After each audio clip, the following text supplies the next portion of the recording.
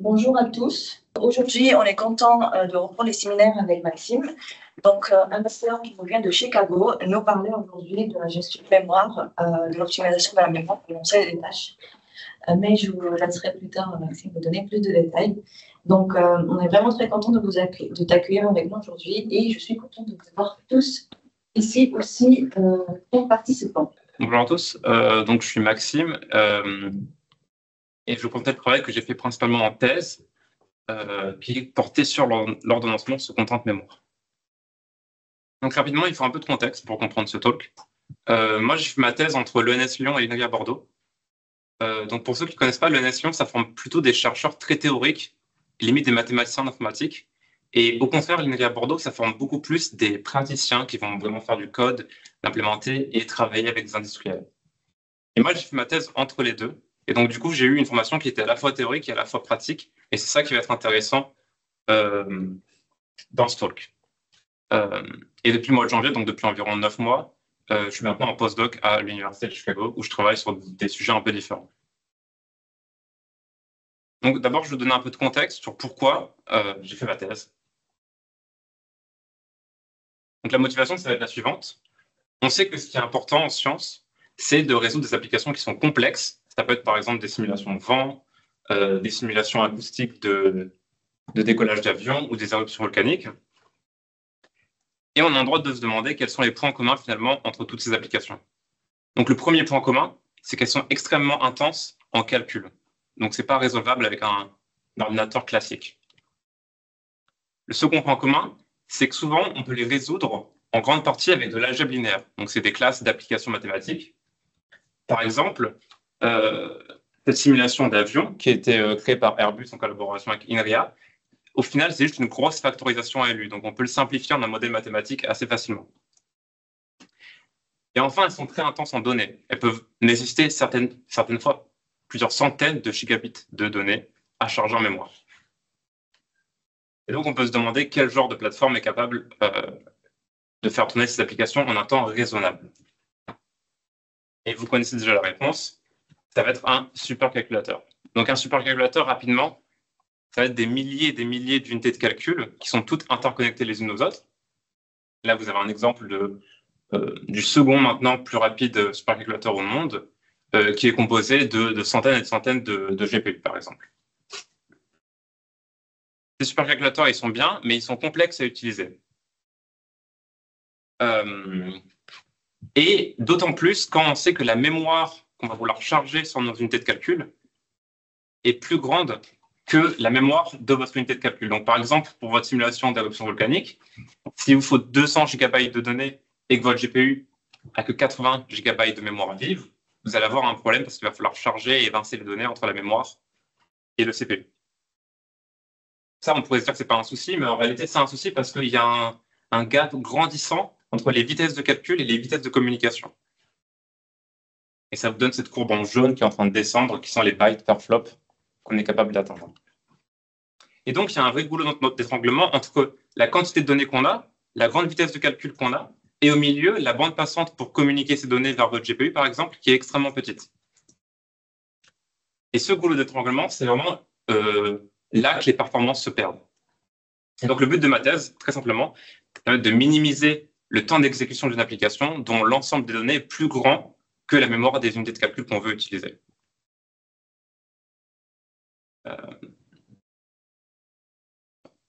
OK, et pour résoudre ça, nous, on va prendre l'approche de l'ordonnancement. Donc, c'est-à-dire choisir dans quel ordre on va faire quel morceau du calcul. Avec l'ordonnancement, on peut faire beaucoup de choses. On peut faire de la localité temporelle, déjà, c'est-à-dire mettre ensemble des bouts de calcul qui utilisent les mêmes données. Donc, on va charger une fois une donnée et faire beaucoup de calculs avec. Ça va nous faire gagner du temps. Et on peut aussi faire ce qu'on appelle des overlaps, donc faire des communications en même temps qu'on fait des calculs. Là, vous avez un exemple avec un CPU, par exemple, qui a plusieurs corps, une mémoire limitée, et qui doit communiquer avec le disque pour charger et évincer des données. Et l'ordonnancement, ça marche encore mieux avec les GPU. Quand vous avez des GPU, vous avez plusieurs GPU qui ont une mémoire limitée embarquée, qui communiquent avec un CPU pour charger et évincer des données. Et là, on peut faire encore plus d'ordonnancement. Donc rapidement, là, vous avez le problème écrit de manière formelle, mais simplement, ce qu'on dit, c'est qu'on veut minimiser le temps d'exécution d'une application, dont l'ensemble des tâches.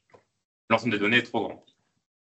Et pour ça, on va d'abord parler du runtime qu'on a utilisé. Ensuite, on va parler d'ordonnancement statique pour un seul GPU. Et puis, on va parler d'ordonnancement dynamique pour autant de GPU qu'on veut. Et d'abord, on va commencer par le modèle et le runtime qu'on va utiliser. Donc, un runtime, qu'est-ce que c'est? C'est une abstraction entre l'application et le supercalculateur. Ça va gérer automatiquement les transferts de données, par exemple. Ça va gérer automatiquement les architectures qui sont hétérogènes. Ça va gérer automatiquement les calculs à la place du développeur. Donc, c'est extrêmement pratique. Nous, ce qu'on a, c'est un runtime à base de tâches. Donc, c'est-à-dire que chaque application, on va la traduire sous la forme d'un graphe de tâches. C'est ça ce que vous voyez ici. Et chaque rond, c'est un petit ensemble de la grosse application de calcul. Et les flèches que vous voyez, ça va être des dépendances. Donc, c'est-à-dire qu'on a besoin du résultat de POTRF 0 avant de pouvoir commencer à faire TRSM 1.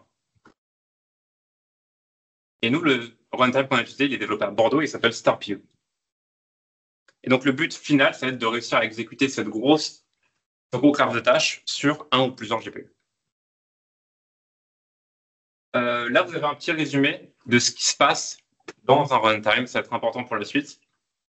Donc, comme je l'ai dit, on a une application HPC qu'on peut traduire sous la forme d'un graphe de tâches grâce à un runtime. C'est ce que vous voyez ici. Ce graphe de tâches, il a un ensemble de tâches qui sont prêtes à être exécutées, d'accord? Et on va les envoyer à un ordonnanceur qui, lui, va les distribuer à différents GPU ou différents CPU. Donc, ce qu'il fait, c'est qu'il va envoyer les tâches à des buffers et ensuite, le GPU va popper ces tâches pour les calculer une par une. Ce qui est intéressant et ce qui est important avec un runtime, c'est que ça va pouvoir gérer les transferts de données automatiquement, comme je l'ai dit.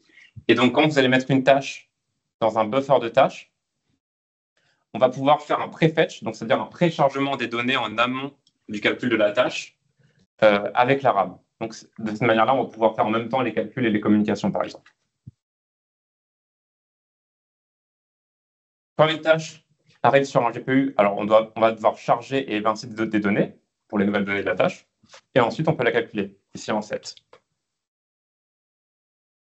Et une fois qu'une tâche a été calculée, elle va dans une liste de tâches qui ont été complétées. Et cette liste de tâches, elle va remonter ici et elle va mettre à jour le graphe de tâches. Elle va dire, OK, j'ai complété toutes ces tâches-là, donc ça va débloquer les suivantes qu'on va pouvoir mettre ici, etc., jusqu'à la fin. Donc du coup, on peut assez vite comprendre que ordonner ce genre de graphe de tâches qui a des dépendances, qui a plein de données à charger sur des GPU, c'est assez compliqué. Donc nous, ce qu'on va vouloir faire, et c'est ce qu'ils font toujours en ordonnancement théorique, c'est de simplifier le problème. Donc pour simplifier le problème, d'abord, on va enlever les dépendances. Donc on va enlever toutes les flèches et on va uniquement considérer les tâches qui sont prêtes. Donc les tâches qui sont en couleur ici, qui n'ont aucune dépendance au-dessus d'elles. Et ensuite, parce que c'est compliqué de travailler avec plusieurs unités de calcul, ce qu'on a d'abord fait, c'est travailler avec une seule unité de calcul, trouver des intuitions qui marchent et ensuite passer à un modèle plus complexe. Et donc, c'est ce qu'on va voir dans ce deuxième chapitre. Donc, quand on fait de l'ordonnancement avec une seule unité de calcul et qu'on a enlevé la contrainte des dépendances de tâches, on se retrouve simplement avec ceci. Donc, vous avez des tâches qui ont des données, d'accord, mais pas de dépendance entre elles. Et le seul objectif ici qu'on a, ça va être d'ordonner les tâches entre elles sur une seule unité de calcul. Et on va essayer de les ordonner afin de réduire les transferts de données. Donc, par exemple, on voit ici, avec cet ordonnancement-là, il y a seulement la donnée D1 qui est chargée 2 fois. Rapidement, voilà l'état de l'art, ce qui se fait actuellement pour l'ordonnancement de tâches sur des GPU. La meilleure solution, elle s'appelle DMDAR pour l'instant. Et l'objectif de la solution, c'est de prendre les temps de calcul estimés des tâches et les temps de transfert estimés des données et essayer de faire l'ordonnancement qui va minimiser les temps de calcul pour chaque tâche. Et ça va être ce à quoi nous, on va essayer de se comparer avec nos nouveaux ordonnanceurs. Et donc, nous, ce qu'on a proposé, c'est un algorithme qui s'appelle Hierarchical Fair Packing, ou HFP. Et ce qui est intéressant dans cet algorithme, c'est qu'on est parti d'une base très théorique pour aller sur un algorithme pratique qu'on a vraiment implémenté. Donc, la base théorique, c'est ce qu'il y a ici, pas besoin de le lire, évidemment. On a juste prouvé, par exemple, qu'une politique d'éviction qui s'appliquait à une classe de problème d'ordonnancement pouvait aussi s'appliquer à notre problème d'ordonnancement, tout en étant optimal. C'est la preuve que vous avez à gauche, par exemple. Et donc, sachant ça, on sait qu'on peut l'appliquer à notre ordonnanceur. Donc, l'intuition de Hierarchical Fair Packing, ça va être de grouper les tâches qui ont des données en commune dans des paquets. Et la fonction qu'on va chercher à optimiser, c'est de minimiser le nombre de paquets. Parce que si on minimise le nombre de paquets, on maximise le nombre de données qui sont partagées au sein d'un paquet, et donc on va potentiellement maximiser la réutilisation de données. Et comme j'ai mentionné, vu qu'on a fait une preuve théorique juste avant, on peut utiliser une politique d'éviction optimale qui s'applique à notre classe de problème. Maintenant, je vais vous donner juste une représentation visuelle de ce que fait l'algorithme et de pourquoi ça marche. Pour vous donner un exemple, on va prendre une multiplication de matrices. Donc là, vous avez une matrice C qu'on essaie de calculer. Et pour calculer cette matrice-là, on a besoin de deux matrices d'entrée, A et B. La matrice A, elle a des lignes de données qu'on doit charger, et la matrice B, elle a des colonnes. Et donc, quand on multiplie cette colonne par cette ligne, on peut calculer cette tâche-là. Donc là, ce que je vous montre, c'est la matrice C qu'on veut calculer. Donc, ce qu'on fait avec cet algorithme-là, Hierarchical Far Packing, c'est qu'on va considérer que chaque case de la matrice est une tâche. Donc, chaque tâche est un paquet.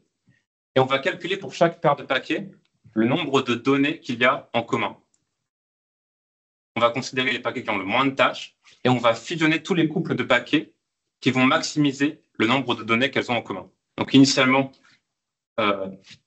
chaque carré partage une donnée avec tous les carrés de sa ligne et de sa colonne. Donc, le choix est assez trivial. On peut faire des paquets comme ça. Et là, dans ce cas-là, par exemple, on voit que le paquet rouge, il partage le plus de données avec ces paquets-là et ces paquets-là. Donc, on va encore fusionner jusqu'à ce qu'on arrive à un seul paquet au final, comme ça et comme ça. Et l'ordre dans lequel on a ajouté les tâches dans les paquets, ça va être l'ordre dans lequel on va décider d'ordonner nos tâches sur le GPU. Donc ça, c'est intéressant parce que, par exemple, on voit que en chargeant uniquement ces deux données et ces deux données, on peut déjà faire toutes ces tâches-là sans chargement supplémentaire. Ensuite, on s'est rendu compte que pour améliorer la localité des données au sein d'un seul paquet, on pouvait aussi vouloir inverser l'ordre des tâches dans un des sous-paquets. Et donc, si on fait ça, par exemple, on se retrouve avec cet ordonnancement-là, qui nous donne un ordre beaucoup plus harmonieux pour la réutilisation des données.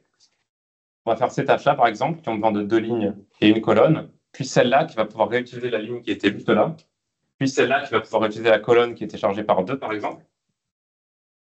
Et ensuite, quand on va passer au paquet vert, par exemple, on va pouvoir réutiliser ce qui a été chargé ici pour ces tâches-là, en colonne, sur ces tâches-là. Donc, on voit une sorte d'ordre en U qui permet de faire une bonne localité des données.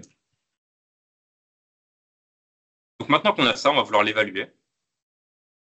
Notre manière d'évaluer, c'est de prendre les Gflops, donc le nombre d'unités flottantes par seconde qu'on a pu réaliser avec l'algorithme sur une application donnée.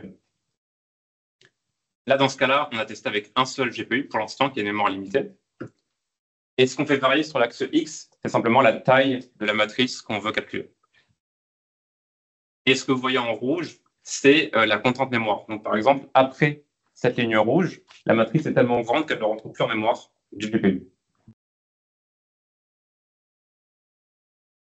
Donc ici, vous avez des premiers résultats. Donc, Eager, c'est l'algorithme de l'état de l'art de base qui ne réordonne pas les tâches, qui les fait juste ligne par ligne, très simplement. Et donc, on voit que ces performances, elles se cassent la figure au niveau de la colonne rouge, parce que quand la mémoire est saturée, il va avoir besoin de charger et d'évincer des données en boucle. Et donc, ça augmente la quantité de transfert de données que vous voyez à droite. Pour voir ça de manière un peu plus visuelle, ici, vous avez la matrice qu'a voulu calculer l'ordonnanceur Eager. Et donc, le dégradé que vous voyez de clair vers sombre, c'est l'ordonnancement qu'il a fait. Donc, vous voyez qu'il a plutôt fait un ordonnancement qui ressemble à du ligne par ligne. Et les traits que vous voyez en beige, c'est des changements de données. Donc, quand vous avez un trait en beige sur une case, ça veut dire que l'ordonnanceur a dû charger une colonne ou une ligne entière juste pour calculer une seule tâche.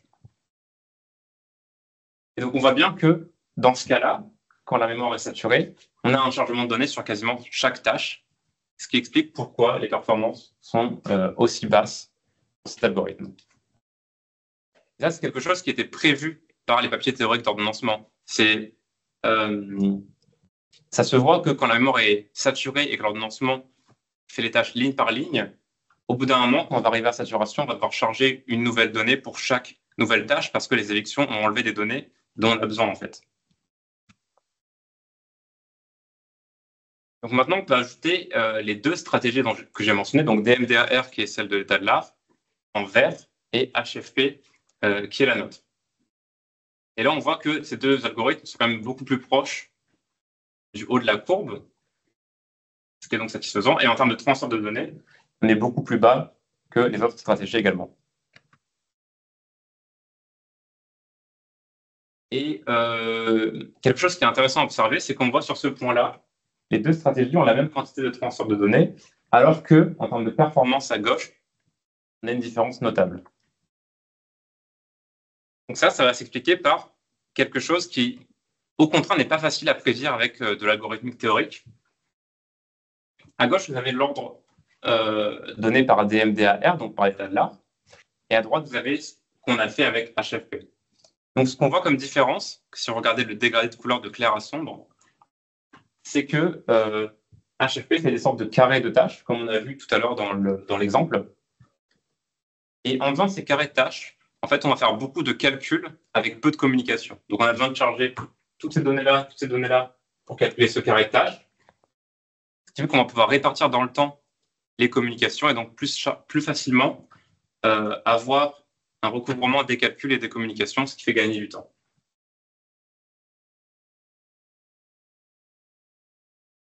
Donc, pour résumer rapidement, là, on a vu un algorithme qui s'appelle HFP, qui a marché sur la multiplication de matrices.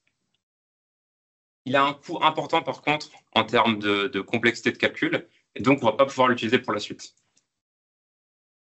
Pour la suite, ça va être donc le calcul d'application, cette fois sur plusieurs GPU. Donc, comme on a plusieurs GPU, on va avoir beaucoup de GPU qui vont demander du travail, des tâches en même temps. Et donc là, il faut un algorithme qui est très rapide et qui est capable de répondre avec beaucoup plus de dynamique que le précédent.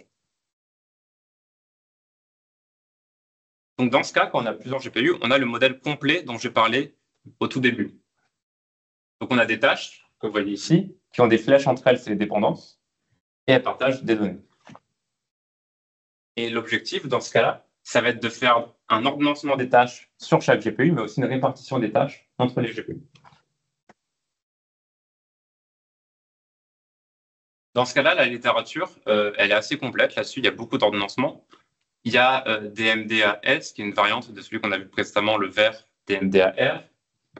On a d'autres algorithmes, par exemple un qui s'appelle LWS, qui a été largement utilisé dans la littérature, qu'on va aussi essayer de battre dans cette section. On a aussi d'autres ordonnanceurs, d'autres runtime concurrents. Par exemple, Parsec, c'est un runtime qui est développé aux États-Unis, qui ont leur propre ordonnanceur qui fonctionne sur ce genre de problème. Et nous, ce qu'on propose ici, c'est un nouvel ordonnanceur qui va s'appeler Dart, qui va se focaliser sur la localité des données pour essayer d'avoir de meilleures performances. Pour comprendre un peu ce qui se passe, ici, vous avez un résumé de ce à quoi ressemble un nœud de calcul sur un supercalculateur. Donc, généralement, vous avez plusieurs GPU. Ici, vous en avez 8 qui sont au milieu. Et vous avez de chaque côté des nœuds NUMA. Vous allez avoir vos CPU. Et donc, vous avez des connexions entre les CPU et les nœuds NUMA. Et vous avez également, et c'est très important, des connexions entre les GPU, donc ça s'appelle des NVLinks, qui vont entre 24 et 48 GB par seconde, ce qui est extrêmement rapide par rapport aux nœuds noirs qui connectent vos GPU aux CPU qui font que entre 12 et 22 GB par seconde. Donc, quand on voit ce modèle, on comprend qu'il faut favoriser les transferts de données entre les GPU et non pas les transferts entre GPU et CPU. Et ça, c'est quelque chose que fait très bien l'algorithme que j'ai présenté précédemment, qui s'appelle DMDAR, puisqu'il prend en compte les temps de calcul et les temps de communication. Il est capable de comprendre qu'il y a des NVLinks rapides entre GPU, et donc il est capable d'exploiter ça dans son ordonnancement.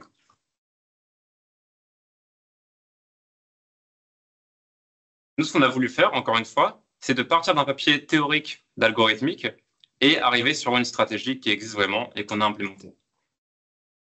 Donc, le papier théorique, il est mentionné ici. Dans ce papier théorique, ce qu'ils font simplement, c'est de s'intéresser uniquement à la multiplication de matrices et de dire qu'on a des données qui sont déjà chargées en mémoire, donc c'est les données que vous voyez en bleu ici, là vous avez une ligne et des colonnes. Ils disent qu'on va vouloir choisir une tâche avec laquelle, en la chargeant, on va pouvoir calculer un maximum de tâches, sans chargement supplémentaire. Donc, ce qu'ils disent, par exemple, c'est que si on choisit cette tâche-là en rouge, on doit charger cette colonne et cette ligne. Et en chargeant cette colonne et cette ligne, sachant qu'on a déjà ça en mémoire, on peut aussi calculer toutes ces tâches-là, toutes les tâches en rouge ici. Et donc, dans leur article, ils prouvent qu'en suivant cette stratégie, on peut effectivement minimiser les transferts de données sur une multiplication de matrice sur un processeur. Et donc, nous, on va partir de ça, et on va l'étendre pour faire une stratégie qui marche vraiment sur un runtime et qui va marcher sur plusieurs processeurs et sur différentes applications. Et donc, cet algorithme qu'on va faire, il s'appelle DART, et l'intuition, ça va être de considérer les mouvements de données avant les allocations de tâches. Et de calculer autant de tâches que possible avec les données qu'on a déjà en mémoire, comme l'intuition de l'article théorique. Pour pouvoir faire ça, on ne peut pas simplement utiliser le runtime qu'on a tel quel. Il nous faut un peu plus de contrôle. Et ce contrôle, on va le trouver avec les éléments en bleu que je vais rajouter sur la figure ici. Les éléments en bleu, en fait, ça va être des buffers de tâches intermédiaires qui vont arriver avant les buffers qui sont dans le runtime. Parce qu'en fait, ces buffers dans le runtime, on ne peut pas y toucher une fois que les tâches ont été envoyées. C'est géré par le runtime. Alors que ceux-là, ils sont gérés par le scheduler. Donc, on peut encore les modifier si on veut. Et on va aussi ajouter une politique d'éviction personnalisée qui va correspondre à l'ordonnancement qu'on va faire ici. Donc, l'ordonnancement, justement, il va suivre l'idée suivante. Donc, à gauche, en rose, toujours, vous avez votre runtime auquel on ne peut pas toucher. Vous avez vos GPU, ils ont chacun une mémoire embarquée avec des données déjà chargées dedans, et ils ont leur buffer de tâches auxquelles on ne peut pas toucher, qui ont déjà des tâches à l'intérieur. Et nous, ce qu'on veut faire, c'est ordonner ça à nos tâches et nos données. Donc, ce qu'on va faire, comme je l'ai mentionné, on va rajouter des buffers intermédiaires qu'on a appelés plan task, et on va considérer l'ensemble des données de chaque GPU qui ne sont pas encore en mémoire. Donc, toutes les données qu'on connaît, mais qui n'ont pas encore été chargées par le GPU 1. Donc ici, c'est par exemple D3, D4, D5.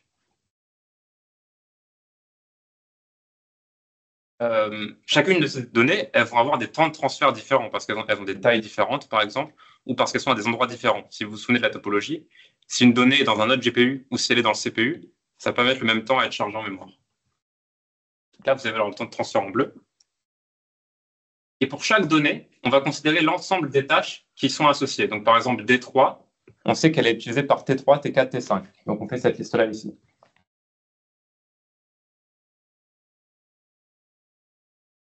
Ah. Je suis parti sur plus 40 que 20. Mais... On sera à 40 là, non? On a commencé à 10. Ça reste 16 minutes. Ça fait 22, ouais. Laisse-le quand même. Okay. C'est pas grave. On a en avance. Ouais. Pour chacune des tâches, on va regarder est-ce qu'elle est gratuite, entre guillemets. Donc, ça veut dire est-ce qu'on peut la faire sans chargement de données supplémentaires.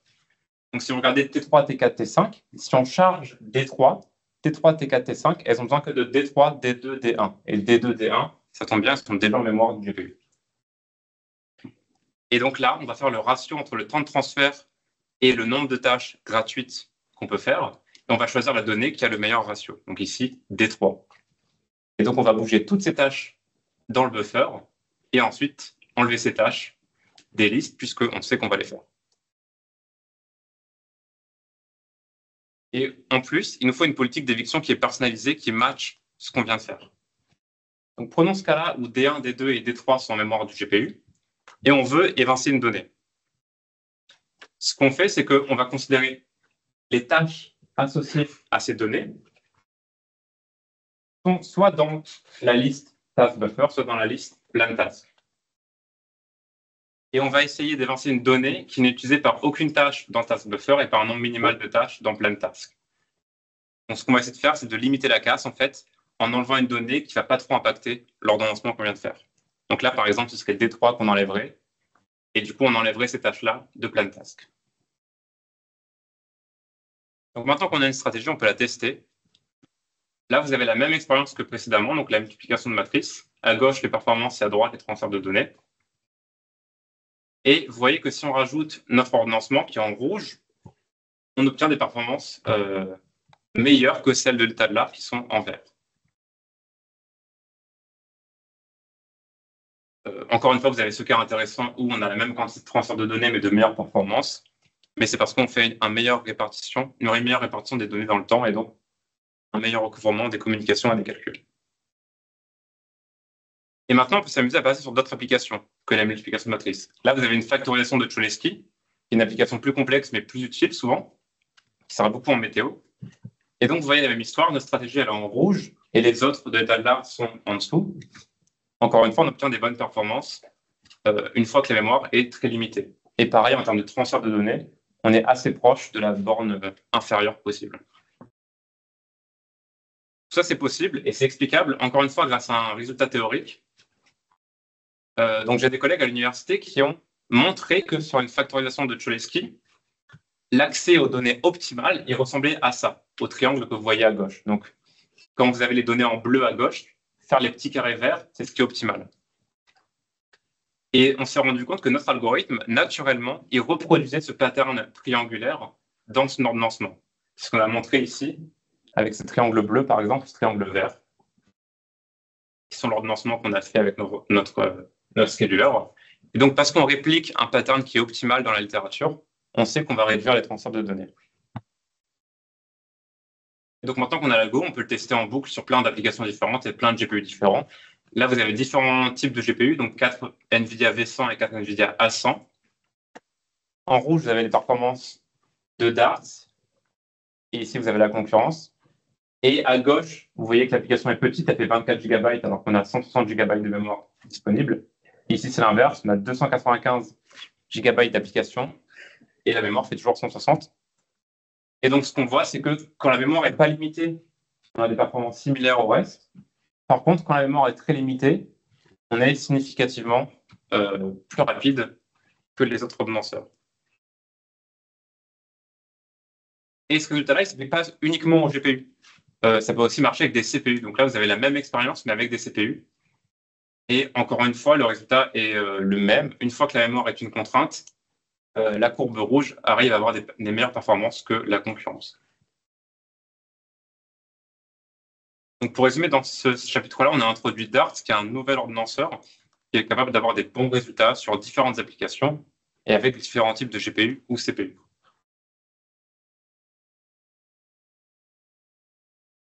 On a presque fini, Tintas. Pour conclure, du coup, ce qu'on a vu aujourd'hui, c'est que les applications modernes, elles sont vraiment bloquées par les transferts de données entre le CPU et les unités de calcul. Et donc, les limiter, ça permet d'avoir de meilleures performances quand la mémoire est une contrainte. On a vu qu'on pouvait faire ça avec une solution très statique sur un GPU qui s'appelle HFP, ou avec une solution très dynamique sur plusieurs GPU qui s'appelle Dart. Et tout ça a été implémenté dans un runtime qui s'appelle StarPU. Je vais un peu faire la pub, c'est un runtime qui est vraiment utilisé à la fois dans la recherche et dans l'industrie. C'est utilisé par Eviden, par Airbus par exemple. Et c'est open source, c'est disponible sur GitLab. Et donc, on a testé nos schedulers sur des applications d'algèbre linéaire et sur de vraies unités de calcul pour montrer leur performance. Et ça a été aussi l'occasion de faire plusieurs publications que vous voyez en bas ici. Voilà, c'est tout pour moi et je serai content de répondre à vos questions. Intéressant. Je propose qu'on commence peut-être par le distanciel s'il y a des questions. Moi, je me demandais juste, du coup, les applications, vous avez testé la factorisation LLT et le calcul des matrices, mais est-ce qu'il y en avait d'autres où vous vous êtes dit que ça pourrait soit être intéressant, soit pas du tout intéressant? Est-ce qu'il y a des cas où vous vous êtes dit, finalement, dans ce cas-là, c'est pas du tout c'est pas Ouais, merci pour la question. On a testé d'autres cas d'application. Donc ça c'est Cholesky, le triangle. On a testé la factorisation de LU aussi, qui est assez similaire, et la factorisation de QR qui est assez similaire. Et on sait que c'est des applications qui marchent parce qu'il y a beaucoup de données par rapport à la quantité de calcul qu'il y a à faire. Pareil, on a fait des multiplications de matrices creuses, où il manque des tâches au milieu, et donc pareil, il y a beaucoup de données et peu de tâches, et donc là, notre algorithme va favoriser. Dans des applications plus simples, genre du stencil par exemple, ce genre de choses, ou même par exemple, si tu veux faire si tu veux entraîner un modèle de machine learning par exemple, c'est très séquentiel, il y a beaucoup de calculs et pas tant de communication, et donc là, ça marcherait moins bien, je pense. Vous n'avez pas testé, du coup? Non. Enfin, si Stencil a testé des modèles de machine learning. Quand tu dis ça marcherait moins bien, c'est-à-dire que les gains seraient moins importants, ou tu pourrais avoir des cas où Ou est-ce que vous intuitez qu'il y a des cas où il y aura des pertes de performance? Il y a des cas où il y aurait des pertes de performance.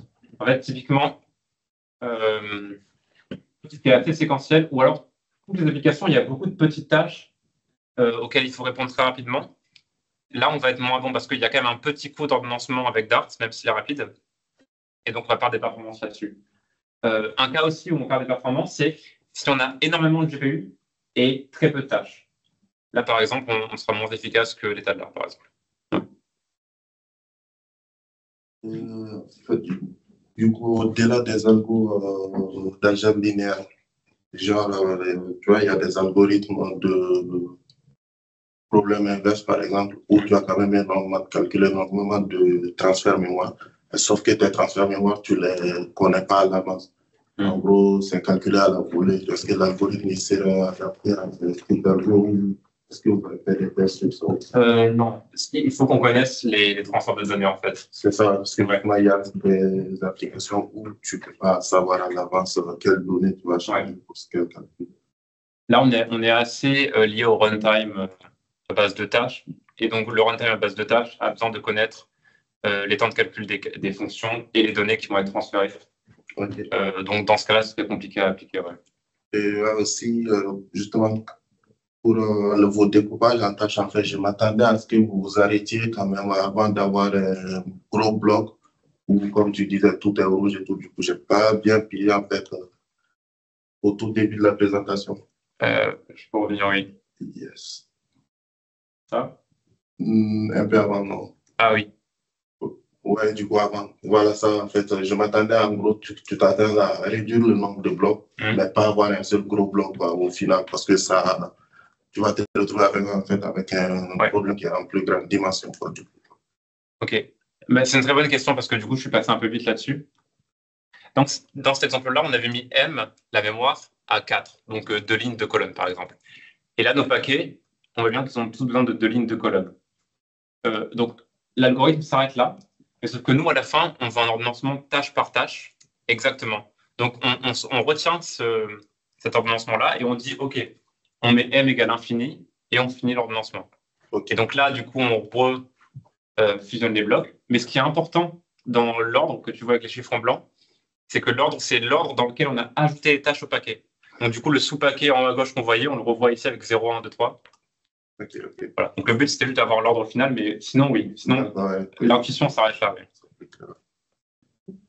Et dans ton exemple, avec la multiplication matricielle, on a construit les blocs, puis on retourne certains. Le résultat m'a fait penser à la courbe de Pinot. Je me demande s'il y a-t-il des espaces filling course qui apparaissent dans ton approche comme un moyen d'amélioration de localité. Slide 19.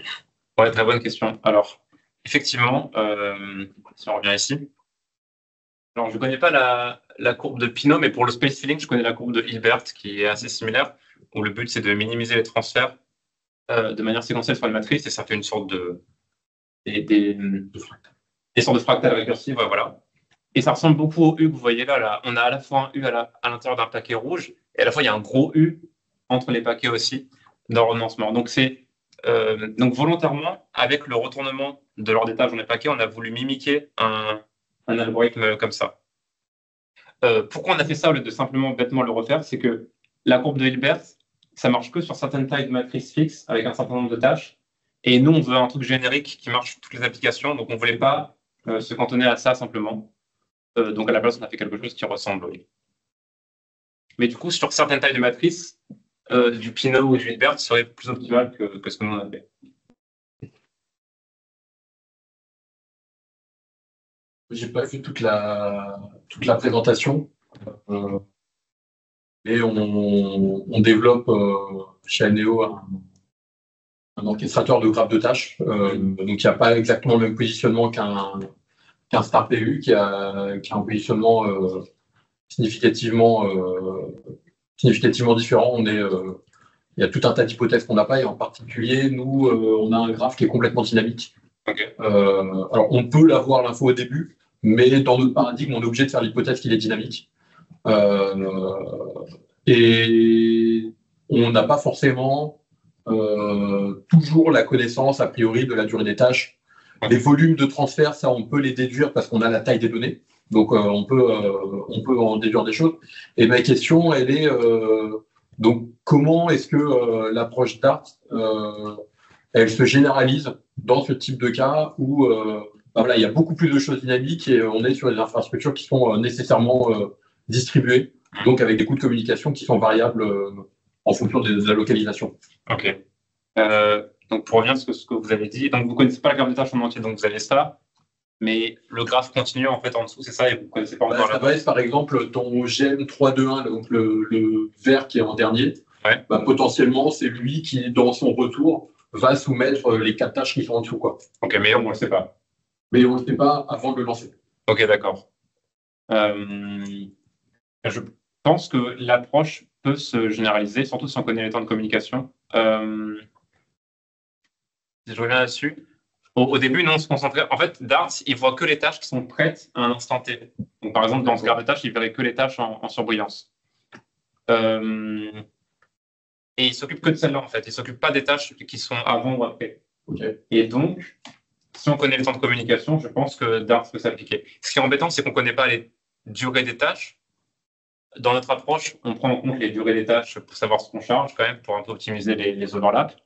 Mais je pense qu'elle peut marcher sans durée des tâches. Voilà. Notamment au début, quand on a fait Dart, on ne prenait pas du tout en compte les durées des tâches. On comptait juste le nombre de tâches qu'on faisait sur chaque GPU pour faire l'équilibrage des charges, et ça marchait très bien. Et dans vos expérimentations, vous étiez toujours dans un mode plusieurs GPU sur la même machine, ou vous avez des infrastructures plus larges, du coup, avec des temps de communication qui sont variables en fonction du placement? Non, on a toujours fait plusieurs GPU sur une machine, donc jusqu'à 8 sur une machine, ce qui était assez pour faire des factorisations. Après, je sais que StarPew marche en MPI avec plusieurs nœuds de calcul. Mais c'est vrai que ça n'a pas encore été développé, mais c'est dans la tiroir, c'est dans les tiroirs. Je pensais que justement tu avais plusieurs nœuds parce que tu avais une figure où il y avait 2 CPU des deux côtés. Ah, finalement, ok. C'est avec Julien. Ouais, où est-ce qu'elle est? On a sur les supercalculateurs, on avait des nœuds comme ça avec on avait 2 CPU sur le même nœud et 8 GPU sur le même nœud. Mais l'objectif qu'on a là, c'est de prendre un ordonnanceur très simple, très lightweight, donc celui qui s'appelait LWS, qui faisait du worksling très simple, de le mettre au-dessus des nœuds MPI, et lui ferait la division du travail. Et à l'intérieur de chaque nœud, on aura une instance de Dart, ce qui là fait l'ordonnancement plus fin pour la localité des données. Voilà. Et comment est-ce que les problématiques de tolérance aux pannes peuvent être prises en compte? Ça, c'est StarPew qui s'en occupe par ailleurs indépendamment. Alors, il y a eu une thèse là-dessus. On a eu une thèse sur le checkpointing dans StarPew, mais c'était complètement indépendant des schedulers. Nous, effectivement, l'approche qu'on a aujourd'hui dans Harmonica, c'est que par défaut, tout est checkpointé. Parce que c'est une des premières caractéristiques du produit dont on a besoin pour nos cas d'usage. Et un des sujets qu'on a aujourd'hui, c'est déjà identifier où est-ce qu'on peut retirer des choses pour continuer à garantir la résilience. Donc on a une thèse qui démarre sur ce sujet-là. Et puis dans un second temps, ça va être comment est-ce qu'on peut mettre justement d'autres logiques d'orchestration qui vont permettre là cette fois-ci d'optimiser les volumes de communication. Parce que finalement, c'est à ça que ça se ramène. L'enjeu principal dans notre cas, c'est effectivement de réduire et de séquencer correctement les communications. Ouais, le check, je sais que c'était un peu étudié. Pour Cholesky, c'était étudié parce qu'on sait qu'il y a des endroits optimaux pour faire le checkpointing dans Cholesky. Sur d'autres applications, je ne saurais pas dire. Là, moi, intuitivement, je dirais juste de faire du checkpointing régulier avec Dart, ça peut marcher contre tout souci. Ouais. J'ai une question par rapport à votre approche que vous avez développée. Est-ce qu'il y a d'autres qui existent qui font la même chose? Si c'est oui, est-ce que vous avez pensé à comparer votre solution par rapport à ces approches pour voir la différence? Ouais, c'est tout ce qui est en bleu clair là. C'est d'autres approches qui font l'ordonnancement et qui essayent de faire de la localité. Donc LWS, dont je n'ai pas trop parlé, ça existe depuis longtemps. C'est on va voler des tâches au GPU à côté pour équilibrer la charge. Et comme on vole au GPU à côté, c'est bien aussi pour les transferts de données.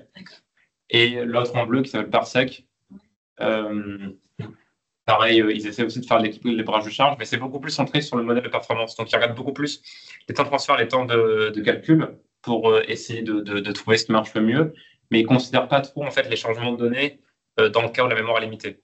Et c'est là où on peut rapprocher les nouvelles. Et quand on regarde les expériences qu'on a faites, où on se compare avec eux, c'est Cholesky surtout. Tu vois qu'avant la barre verte de la limite mémoire, tout le monde est superposé parce que quand il n'y a pas de content de mémoire, en fait, les solutions de l'état de l'art qui sont développées, elles marchent très bien. Voilà. Et c'est seulement après que nous, on a des meilleures performances. Donc voilà, c'est ça la comparaison. Dans le cas de Parsec, c'est l'utilisateur qui définit la fonction qui donne la priorité des tâches. Est-ce que Dart pourrait être implémenté justement dans Parsec via ce mécanisme-là? Non. Via les priorités, non, je ne pense pas. C'est intéressant comme question parce que cette idée de changer les priorités pour changer l'ordonnancement, c'est ce que font beaucoup les théoriciens parce qu'ils n'ont pas trop envie de patauger dans le code. Mais ça ne marcherait pas parce que ça revient à faire un ordonnancement qui est très statique en fait finalement, de mettre les priorités à l'avance. Et nous, on veut quelque chose de dynamique qui va s'adapter aux différents temps de calcul qui peuvent apparaître par hasard ou contentions qu'on peut avoir par hasard. Donc, on n'a pas trop envie de faire ça. Voilà. Et quel est l'impact quand le temps de calcul n'est pas le temps qui a été prédit? Si tu as certaines tâches qui, de temps en temps, prennent 20%, 30% de temps en plus, dans quelle mesure ça impacte les performances que vous obtenez? Ça, je ne saurais pas dire. Je n'ai pas l'info. Surtout que les tests qu'on a fait, souvent, ça se passait bien. Il n'y a pas trop de différence de temps de calcul notable. Quoi. Bien sûr, ou sur... On a fait pour de vrai, ouais. D'accord. Et ton travail est disponible en ligne? Est-ce que vous avez fait des... Ouais. On a fait 4-5 publications que vous voyez ici. Si tu veux, je peux faire ça. Là, c'est que les noms des journaux, mais je peux partager les titres en entier. Et comme je disais, le GitLab de StartPU, il est accessible au public. Et il y a une section scheduler, et dedans, il y en a un qui s'appelle Dart. C'est ça. Et quand tu utilises StartPU, tu peux, dans les variables d'environnement, tu peux choisir quel scheduler tu utilises. Et voilà. Ouais. Le temps des tâches ou pas. Tu as dit que vous avez testé au début sans mettre de temps, juste avec le nombre de tâches, et que ça marchait plutôt pas mal. Vous avez testé ça à quelle échelle sur le même taille de données? Parce que du coup, si ça marchait très bien, pourquoi l'avoir pris? Est-ce que ça a amélioré significativement le temps, le fait de prendre en compte ou pas? Alors, c'est dans le ratio, là qu'on calcule le ratio entre temps de transfert et tâches. Avant, je faisais temps de transfert divisé par nombre de tâches. Et à la fin, je faisais temps de transfert divisé par durée des tâches, somme des durées des tâches. Et je faisais ça parce que certaines applications comme Cholesky, les durées des tâches sont extrêmement différentes entre deux types de tâches. Pour la multiplication matrice, toutes les tâches font plus ou moins la même durée. Pour Cholesky, le POTRF en rouge, là, il est extrêmement long. Et donc, on voulait prendre ça en compte, en fait. Parce que ce qui se passait quand on prenait juste le nombre de tâches, c'est que l'algo allait favoriser les autres tâches, donc TRSM, Circ et GEM.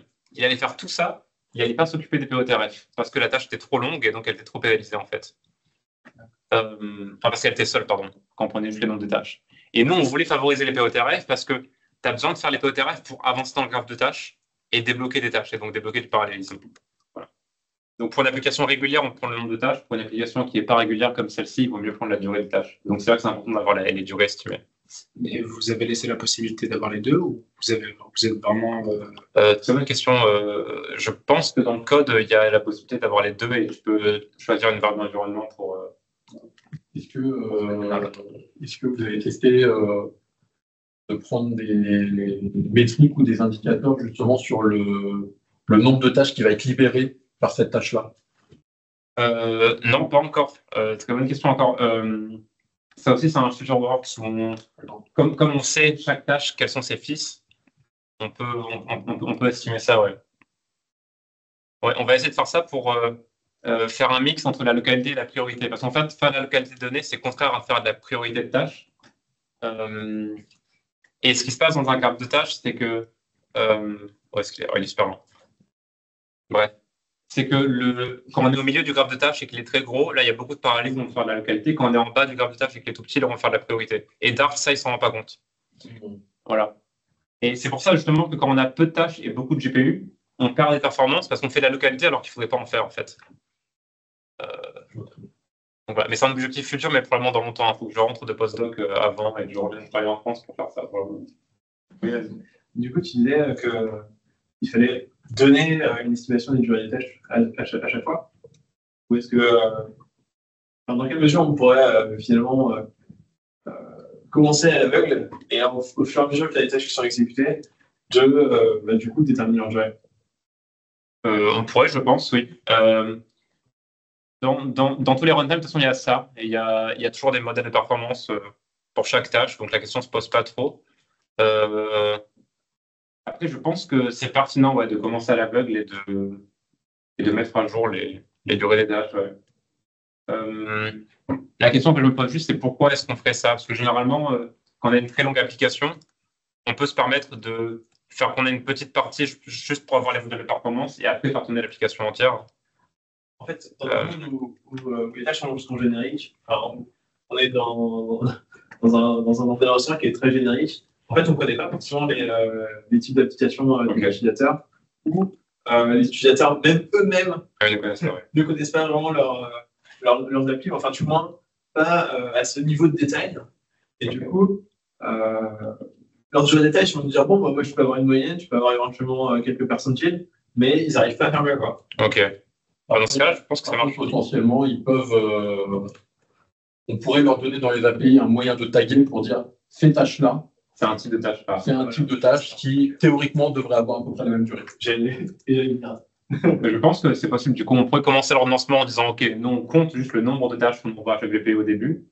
Et quand les performances modèles se mettent à jour, on change de stratégie. Je pense que ça fait faisable. Ouais.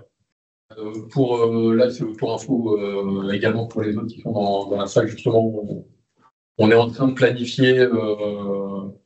On est en train de planifier le fait d'aller à Bordeaux pour présenter Harmonica à l'équipe qui développe Starbus, enfin pas que à eux d'ailleurs, à différentes équipes, parce qu'on aimerait bien potentiellement l'année prochaine, probablement, ou l'année d'après, lancer une thèse sur ces sujets-là avec eux. Super idée.